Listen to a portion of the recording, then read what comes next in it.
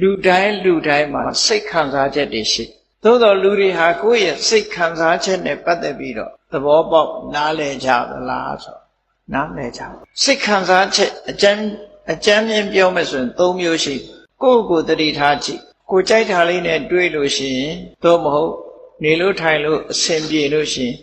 ဒုက္ခဝေဒနာဆိုစိတ်ခံစားချက်ရှိနော်စိတ်ချမ်းသာတယ်ကိုချမ်းသာတယ်လို့ပြောကြ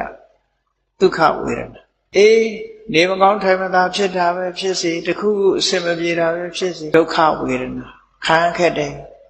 စိတ်ပြည့်တယ်စိတ်မကောင်းဘူးစိတ်ညစ်တယ်ဆိုတာဖြစ်လာဒုက္ခဝေဒနာစိတ်ချမ်းသာတာလည်းမဟုတ်ဘူးကိုချမ်းသာတာလည်းမဟုတ်ဘူး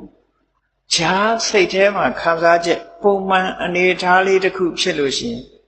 အဒုက္ခမဒုက္ခသို့မဟုတ်ဥပိ္ပခဝေဒနာလို့ခေါ်တယ်အကျဉ်းအားဖြင့်ပြောမှဆိုရင်လူတွေရဲ့စိတ်ခံစားချက်၃မျိုးအစင်ပြေနေရင်ဒုက္ခဝေဒနာအစင်မပြေရင်ဒုက္ခဝေဒနာပုံမှန်အတိုင်းဆိုရင်အဒုက္ခမဒုက္ခဝေဒနာ